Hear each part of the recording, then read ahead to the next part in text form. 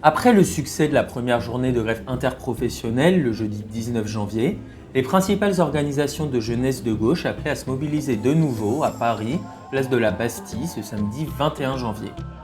Un rendez-vous auquel a appelé à se joindre la France Insoumise avec un objectif, maintenir la pression sur le gouvernement en attendant la prochaine grande journée de mobilisation intersyndicale le 31 janvier prochain.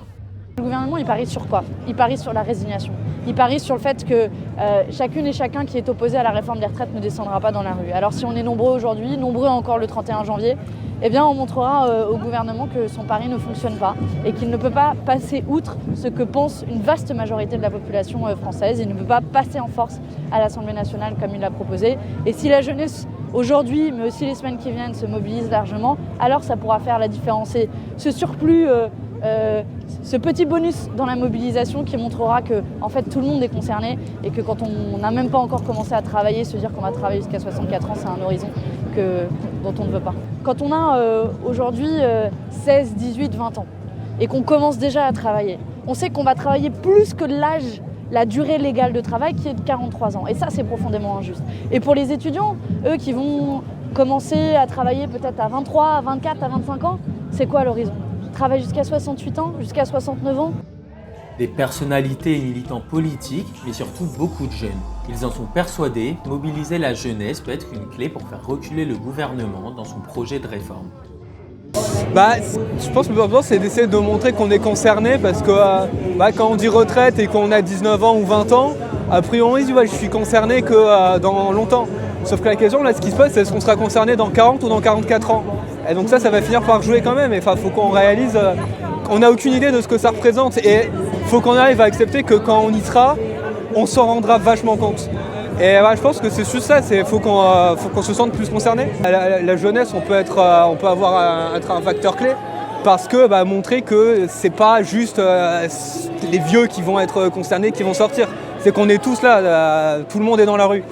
Donc Macron, t'es foutu. Ça a déjà marché par le passé. En 1995, il y a déjà eu une mobilisation massive des étudiants contre la réforme des retraites et ça a marché. Du coup, nous on espère, on est venus sur Paris parce qu'on pense que ça peut changer les choses.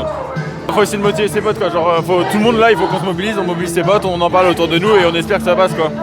Faut aller tracter, faut se bouger. Tout part de la jeunesse en général. On sait que c'est surtout une manifestation lancée par les jeunes insoumis, les jeunes écolos, les parties prenantes de la NUPS. Il faut aller les voir, il faut aller tracter devant les lycées, devant les facs, leur expliquer que ça leur concerne, que leurs parents sont concernés, que ce que dit le gouvernement est faux et qu'en se battant, en prouvant la nécessité de se mobiliser, en montrant que c'est toujours dans l'histoire les jeunes, la mobilisation qui a fait qu'on a obtenu des choses, qu'on va pouvoir les motiver et les forcer à sortir un peu dans la rue. Le système des retraites n'est pas du tout déficitaire, contrairement à ce que disait le gouvernement.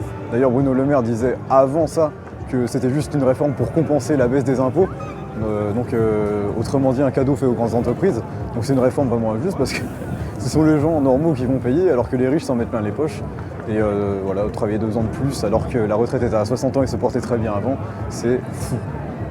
Le cortège s'est lancé aux alentours de 14h30, bien rempli par les organisations de jeunesse, les différentes délégations régionales de la NUPES. Mais en tête de celui-ci, on retrouvait aussi beaucoup de gilets jaunes qui prônent la convergence pour dire non à la réforme. Jeudi, c'était hyper massif. Il y avait toutes les formes de population, toutes les formes de classe sociale, de mécontentement, de groupes d'action associatifs politiques, ou même ceux qui ne portent pas d'étiquette, comme les gens comme moi, ceux qui sont gilets jaunes, qui sont pas forcément affiliés à un groupe ou à un autre, d'être dans le même combat. Tous les groupes de lutte ont le même combat, et qu'à défaut d'être la solution, on est tous facteurs de l'équation, et qu'on est tous, au final, la solution. Parce qu'au final, on veut tous la même chose.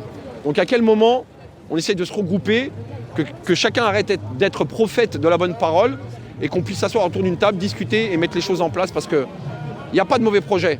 Il n'y a que des projets à améliorer, on garde les points positifs et on se met d'accord sur nos désaccords pour essayer d'avancer en tous les cas. Là on est dans la rhétorique pure et simple, mais ça va en contradiction avec le message du gouvernement. On vit plus vieux, donc il faut travailler plus longtemps, d'où l'augmentation de l'âge de départ minimum pour la retraite. Mais en fait, c'est l'inverse.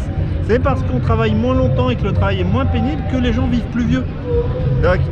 C'est un non-sens de les obliger à travailler plus longtemps parce que du coup ils vont canner. À croire que pour le gouvernement, un bon retraité, c'est quelqu'un qui a travaillé toute sa vie, qui a cotisé en carrière complète, mais qui crève au moment de la retraite. Comme ça, on n'a pas besoin de lui verser. Plusieurs personnalités politiques et militants se sont succédés pour rappeler leurs arguments contre cette réforme et le rôle de la jeunesse dans la lutte contre celle-ci. Globalement, la marche s'est déroulée dans le calme, même si une fois de plus, on n'a pas pu échapper à quelques légers incidents.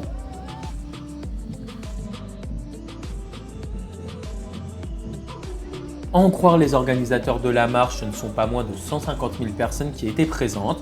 Une mobilisation qui avait donc vocation en partie à mobiliser la jeunesse pour préparer le prochain grand rendez-vous, mardi 31 janvier, et espérait mobiliser encore davantage que lors de la première échéance, le jeudi 19 janvier. Entre 1 et 2 millions de personnes avaient répondu présent. Une nouvelle mobilisation qui, si elle était au moins aussi forte que la première, contribuerait à affaiblir le gouvernement, alors que, pour rappel, environ 2 tiers des Français sont résolument opposés à cette réforme.